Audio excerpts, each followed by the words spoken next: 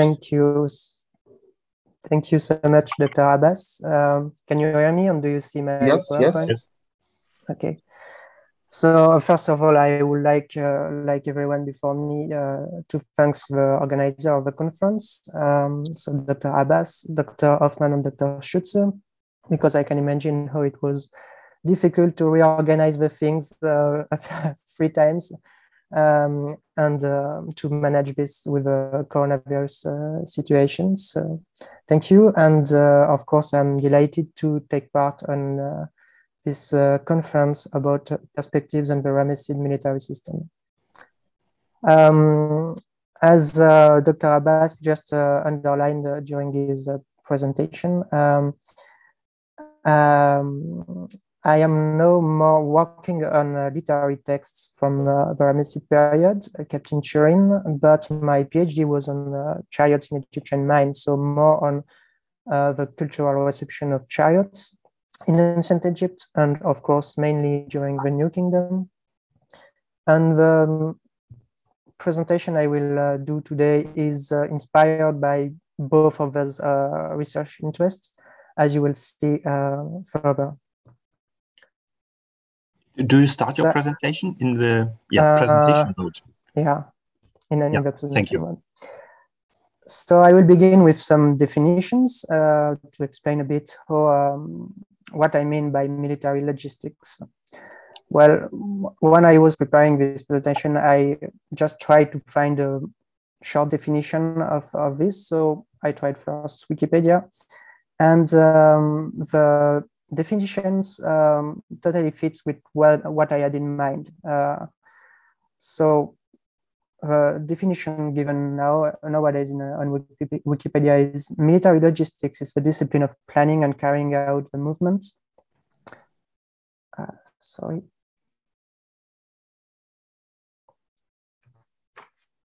Just a minute. And maintenance of military forces. And you can see in its most comprehensive sense how much it has different kind of aspects. Well, in fact, this Wikipedia definition is inspired also by the NATO one. In fact, it's a direct copy and paste from the NATO website. The NATO gives more details and precise that logistics is the science of planning and carrying out the movement and maintenance of forces. And it's of vital importance for any military operation. And without it, operations could not be carried out and sustained. Logistics can be seen as the bridge between deployed forces and the industrial base, which produces the material and weapons deployed forces need to accomplish their mission. In fact, this definition was inspired by Jomini's Précis de l'art de la guerre from the 19th century. Jomini was former officer of Napoleon's I army, and then he joined the Tsar Alexander I to fight against Napoleon, by the way. But he is famous because he wrote this Précis de l'art de la guerre, which is a kind of theoretical framework about war, and specifically inspired by his own experience during the Napoleonic Wars. And he dedicated one of the chapter especially to the question of logistics. So he was in fact one of the most well-known theoretician of war with Carl Philipp von Clausewitz, who wrote Vom Kriege just a few years before, and who was also inspired by the Napoleonic Wars. But in the view of Clausewitz, this question of logistics is more related with strategy and included in strategy in a very large sense of the term. In fact, this question of military logistics is often something which received poor attention from military historians, mainly because it is related to very practical questions, which are more connected with social history and let's say what we call sometimes small history, in the contrary of the big strategic views and which are connected with famous peoples and famous generals and so on. For ancient world, by the way, it's even worse because we lack a lot of sources about such questions, as we will see a bit further.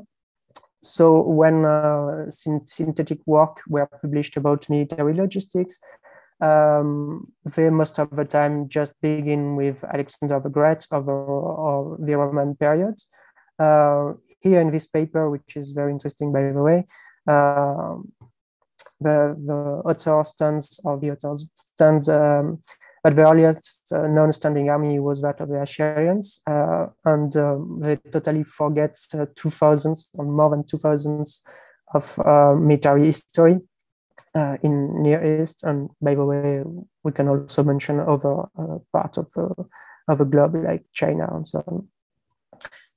In Egyptology, there has been also this kind of, let's say, kind of lack of interest, or let's say, of synthesis about military logistics. If we take the Historical Dictionary of Ancient Egyptian Warfare by Robert Morcourt, there is no entry about logistics as a whole. So no synthetic view about such a question.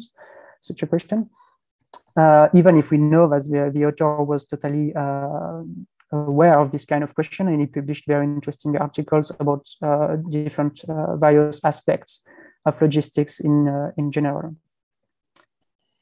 Well, I won't mention here, of course, all the articles or publications which deal with in some way with logistics, because actually there are dozens or even hundreds of publications like that in the Egyptological field, but still they are restricted to some special aspects. In his War in Ancient Egypt, Dr. Spalinger tries to be more synthetic, and we have some really focus on logistic questions, practical questions, especially the question of rations for soldiers, as we will, I will come back to this later.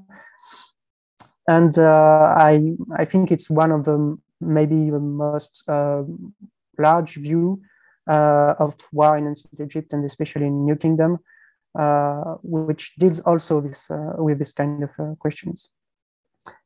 But recently, a few research work were done by scholars, PhD works, by the way, which are focusing on logistics in general, and which presents this kind of synthetic view that we were lacking since the beginning of Egyptology. So the first one was done by Brett Hagan, The Art of War in Pharaonic Egypt, an analysis of the tactical, logistic, and operational capabilities of the Egyptian army. So it's an unpublished PhD thesis, which were done in Auckland University under the supervision of Dr. Spalinger, if I'm not mistaken. And what is interesting, of course, is that he notes that this particular area in respect to Egyptian warfare has been somewhat neglected until now. A second recent work about logistics was done written by Nick Wernick for the University of Liverpool in 2014, Logistics of the New Kingdom Military in the Levant. And of course, it focused more on the Levant, but it tries also to be as synthetic as possible and to collect sources, to gather sources, and to propose global reflection about the topic. In the PhD by Brett Hagan, we find an interesting comment at the beginning of his chapter about military logistic as such. So you mentioned that it's a broad subject of area, and then try to explain what could be connected with logistics in general. And as he's stating in his PhD, we can see that virtually almost everything can be connected with logistics or military logistics, as at the end you have a long chain of things which allows to move the army and to put it in campaign. So it can include weapons production, of course, but also weapon distributions, ammunition, so arrows, clothing, shelter, food, of course, and after that you can add tools and so on. And of course, someone has to manage this, so we have to include logistic administration and bureaucracy, which, by the way, is a point I will discuss a bit later also. If I try to have a kind of artificial and very simple summary about the sources which can rely on which we can rely for this question, we can divide it in three kind of sources: archaeological, iconographical, and textual. But of course, they are all interrelated. For archaeology, we saw yesterday a very fascinating presentation about fortresses, and I think it's one of the most important, let's say, corpus of archaeological remains we have to study this kind of topic, especially because fortresses are not only connected with the defense system, but also with the supply system. They can give water, food, and so on to the army when the army is moving, and answer this kind of questions. Well, I put also country appearances because sometimes we explain the new implementation of this capital by some logistic also on operational causes, as it's more close to the Levant for the army in general. Well, I put various, but it could be detail, of course. Weapons themselves have been studied, by the way, a lot in Egyptology, and there are new studies every year. Food remains, and we can add virtually everything. If I come to iconographical sources, the main source is monumental narrative art, but on mainly temple relief from the Ramesside period, but I will come back a bit on this later. Yeah, so just to see that all the sources are interrelated. And I will also speak a bit about some textual sources. So in a very large sense, literary texts are in fact everything that is written. But if I take a narrow sense, so the belles lettres in French and tales, narrative, and so on, this specific group of sources I will study a bit later also. Historical text, I will say a few words after, and administrative text are maybe the more direct source for logistics things, but actually we don't have a lot of texts related directly to military things, even if I will also come back to this later. So in green, it's the main thing I will discuss quickly in the next part of the presentation. Just a few words on comparison. Of course, it's always interesting to compare the situation with other periods or other civilization. For instance, I mean, I just say that quickly, but for instance, logistics was also a problem for a Napoleonic during the Napoleonic period, and at that time there were still big movements of troops across Europe and so on. So we can compare a bit the kind of solutions that try to find to move the troops across large area. And it's especially interesting to read sometimes also the notebooks written by Napoleon soldiers when they come back from Russia, for instance, or even when we are walking across the desert in Egypt. And you can understand how complicated and how difficult it was to move an army across this large desert and large area. So if I come back now to iconographical sources, I will just say a few words, but most of the time, in fact, they are more related to ideology, royal ideology. And even if we have a lot of information about the army itself in this kind of scene, we have to keep in mind that it's more, of course, showing the king and the king as a war leader. And actually, the scenes are not very often showing or depicting any details about logistics. So you can see the army moving, but we can only imagine what it means beside, like did we have a supply train, how much people, maybe civilians, were accompanying the army itself, and this kind of thing.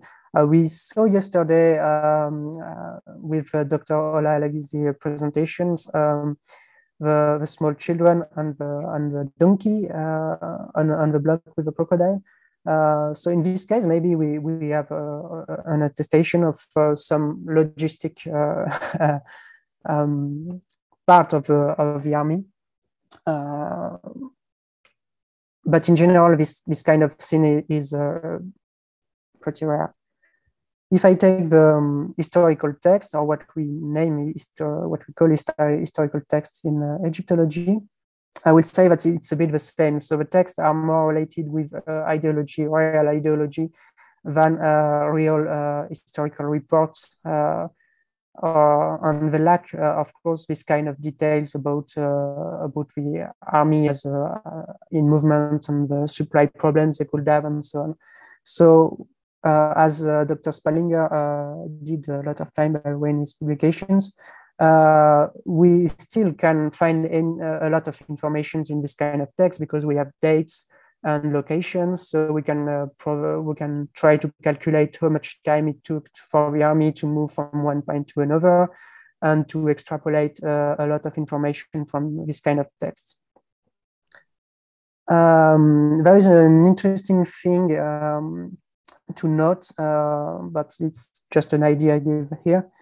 This is that we have some expedition text, of course, and here the nature of the text is a bit different. There are more details about how many people were sent to this kind of expeditions. Most of the time, it seems to be partly military expeditions, maybe because the soldiers were supposed to protect this expedition, maybe also because they just were part of the workers used to bring back the stuff or whatever.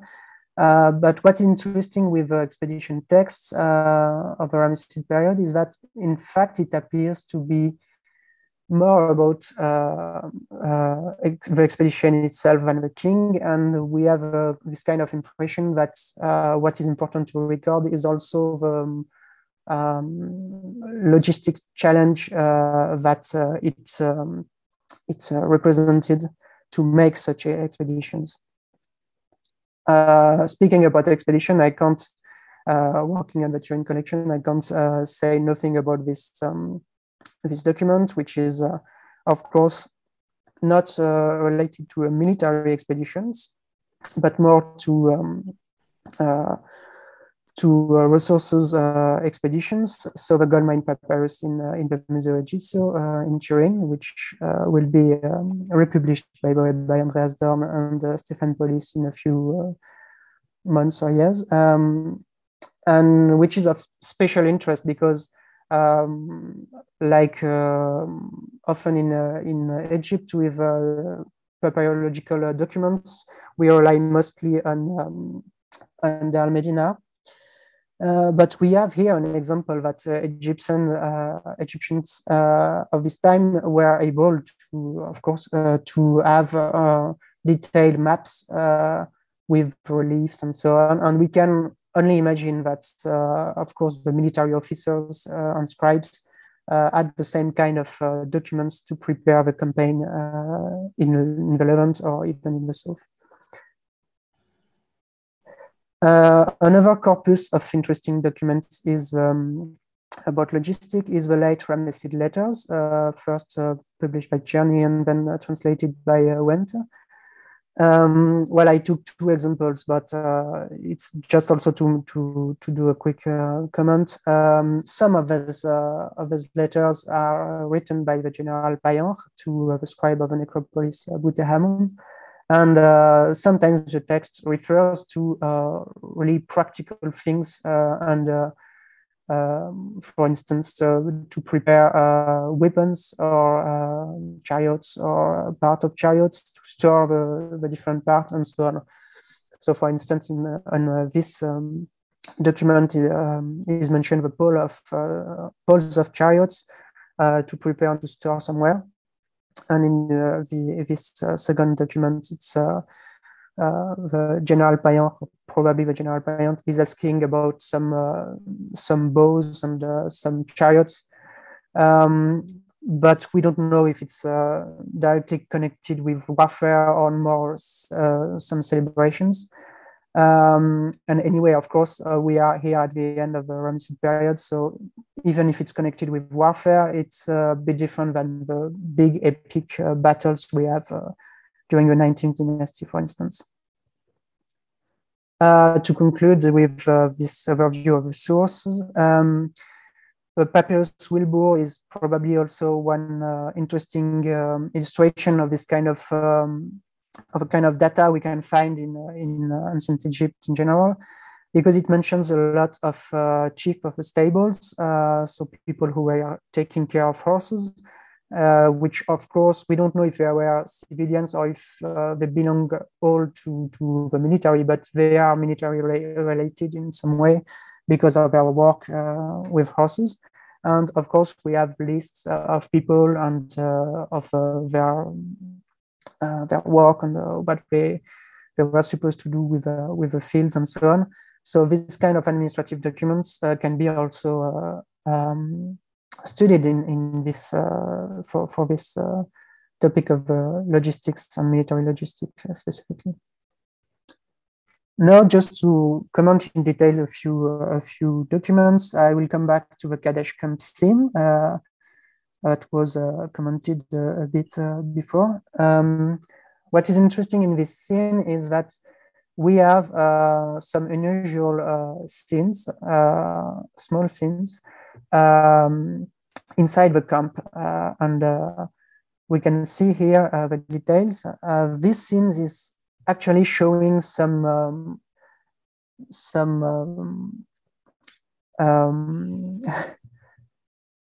illustration of what you have beyond the military and the fight itself, which is really the organization of the camp. How do you take care of people, of horses, and we can see some donkeys. So we know with this kind of thing that the military, the army in operation is not only about fighters with chariots and weapons, but it probably included a huge supply train with donkeys, civilians, and so on. And I will come back to some issues on this after. But here, what's interesting is why this kind of detail has been chosen to be shown on this relief. And I think maybe we just have a kind of focus on these details because it allows a contrast with the arrival of Hittites in the camp that you can see on the left upper corner of the camp. And it shows also that the army is not prepared to be attacked, which is, by the way, emphasized also in the text. Now, if we go to see a bit the literary text, there are some interesting texts in the Miscellaneous which evoke or mention logistic problems. I think especially here of a papyrus scholar, which is preserved in Berlin. And this papyrus is specifically interesting for this topic because one of the fictional letter that we find in this Miscellaneous, this collection of text for scribes, it was entitled by Gardiner The Equipment of Assyrian Expeditions. So it's a fictional letter, a scribe, Amenemope is writing to another scribe by Bess. And actually it asked him to prepare a lot of things for an expedition in Syria. And then this text just turns out to be a kind of huge lexical list with military terms and so on. Well, you can see also that we have a lot of lacunas, so it says a lot about the complexity of translation for some words, as Gardiner was one of the most brilliant philologists of his time, but still it was complicated to translate. This lexical list is, of course, a kind of almost a genre in the Egypt, in the Ramesside literature. But what is interesting is that it was included, this fictional letter about preparation is included in a kind of literature that is to the intention of scribes or apprentice, for scribe apprentice. And we have here a kind of illustration that in fact a scribe is supposed to prepare also the expedition and to know all this, of course, this vocabulary first, but to know how to estimate the things and to prepare, to organize this kind of military stuff. There is another illustration of the same idea in Papyrus Anastasia 1 that I am studying. I'm studying the versions, the Turin versions, now in the framework of Crossing Boundaries project. So here you have the first column of the text in the British Museum. So it's the best version is preserved in the British Museum. It's supposed to be complete, by the way. This literary text is also a fictional letter, and it was published first by Alan Gardiner in his famous book of 1911. And then also, of course, analyzed by Hans Werner Fischer-Alfert in the 80s. In this literary text, a scribe, Hori, replies to a previous letter written by another scribe, Amenemope, who has been obviously insulting about Hori and his skills as a scribe. So the text belongs to the scribal literature also, where a master teaches a pupil and reprimands him. The whole satirical letter is a kind of demonstration of Hori's talents and abilities in both form and content. And sometimes Hori is challenging Amenemope in various fields related with the scribe's ideal range of skills and knowledge. So if we take the artificial division of a text by Gardiner in 1911, we can see several chapters, let's say. And in fact, at the right part, we have various challenges proposed by Hori to Amenemope to test his skills or just to mock his skills. What is interesting to note first is also that Hori is not only a scribe, but also a soldier. or at least a scribe of the army. He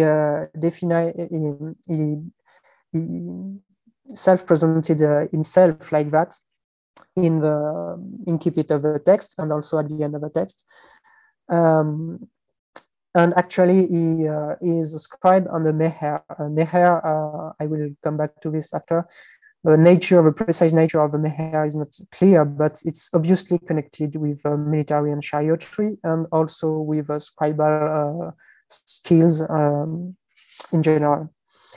So when he challenges Amenemope, Hori tests his skills, notably by asking him about the supplying of rations for the troops, so how to calculate it properly, and also on the building of a ramp. And actually, he mentions the question of rations twice. And by the way, these passages were studied by Dr. Spallinger when he tried to imagine who was composed of what variation of a soldier.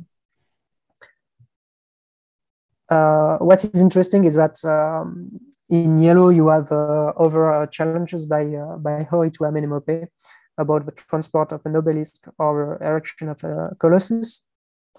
And you can note also that even if they are not related with military logistics, they are related obviously with logistics in general in the text. In blue, you have other kind of passages which are of importance also, and which finally are related with logistics because Amenemope's questions about his knowledge concerning the geography of the Levant, for instance. So he's asked about cities and how they look like and so on. And the conclusion of the text by Hori is mocking Amenemope, of course, because he never went into the field and because he's not able to, of course, to complete the challenges. So here you have first the translation by Gardiner of the first passage about rations. I pass quickly because I'm running out of time. And here the second passages. So that's mostly about calculation and of course preparation. So what Hori says is that Amenemope failed to prepare properly the good number of provisions for military expeditions. Oops, sorry. So you can see the text under the translation, but anyway. This kind of topic is mentioned, in fact, in other literary texts. So I just put another example here, published by also by Professor Fischer-Alfort in the SAK 10. And you have here a few lines of this text. What is interesting is that it's again describing the skills of a scribe, and by the way, the scribe in a previous passage is mentioned as the head of the army. Because he's the one who prepares the things and who is making the rations of the infantry and the chariotry. In fact, this Pater's Nastasi one questions also the nature of the meher. So I won't be long about that, but the meher was probably some military officer who was able to write and to read and to prepare things. So who was a scribe in the very, skillful sense of the term. But he had also some diplomatic roles after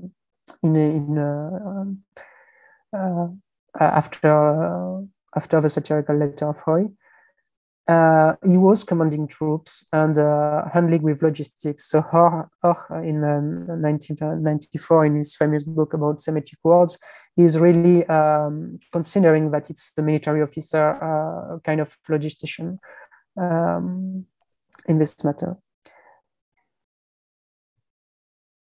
what is interesting also is that the same text mentions, in fact, another point that I wanted to emphasize today when dealing with the role of the meher. He explained how it is complicated to evolve to life in the Levant in mission, during a mission, which is more diplomatic than military, but still involve weapons and the skills to fight himself.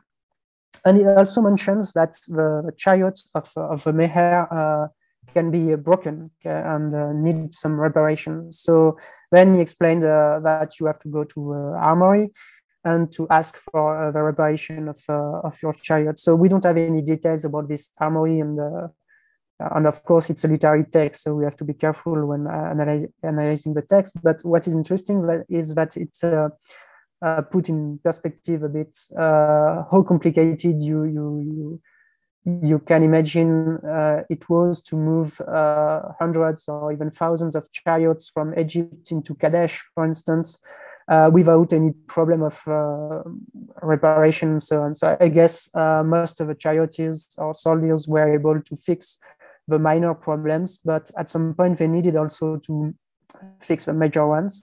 Here it's interesting because it mentions the armory, the Parchepesh. And I wonder if we should not look for this Chepesh as an institution, especially during the Ramesside period, because it's mentioned in other texts, like here in a model letter, so another fictional letter in Papyrus Anastasia 3.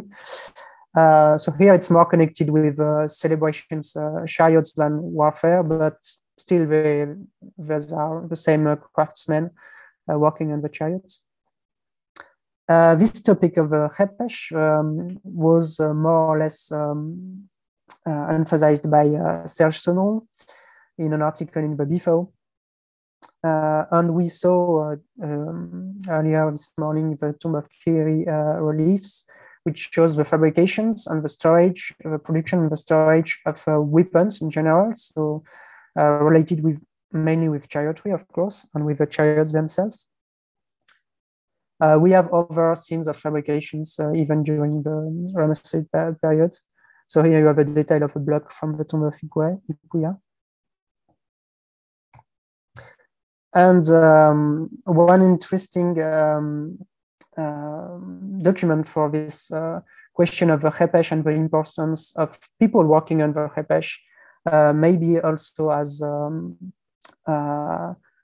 responsible of production, but also distribution of weapons, is this small fragment of, I think, a stela in the Boston Museum of Fine Arts, where you can see several weapons, which, by the way, are mainly weapons connected with chariot warfare also. And it seems really that the owner of the stela wanted to emphasize the storage of weapons, not the fabrications. And it could be someone from the Chepesh as an institution of this. Well, stylistically, it seems to be at the beginning of the 19th dynasty. And to conclude with the problem of Chepesh, the arsenal, an interesting scene is also on here. It's a counterexample to what I say, because we have clearly a scene which is focusing on a logistical issue, which is the distribution of weapons during the campaign against the Sea People by Ramesses III in Medinet Habu.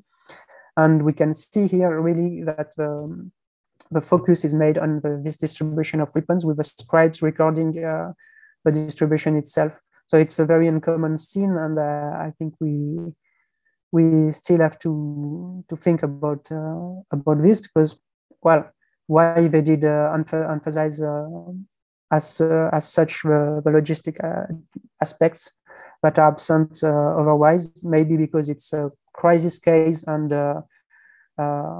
as the campaign was successful, it was useful to explain how it was managed by the king and so on. To conclude, I will come back to the end of the 18th dynasty with this statue of General Horemheb. And here I think I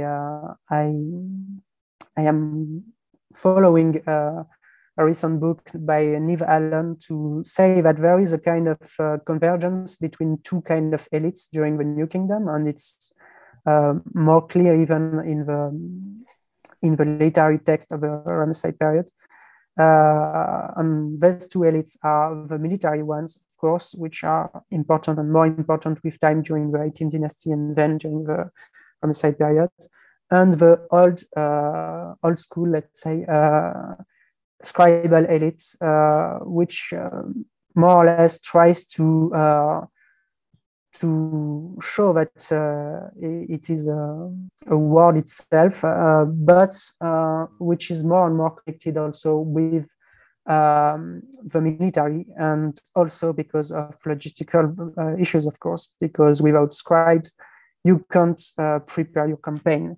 And in fact, maybe this statue with General Horemheb as a scribe is not just about the literacy of Horemheb, but also with his capacity, skills to prepare the things and to prepare it on the paper before going into action. Thank you for your attention, and I hope it was of some interest for all of you.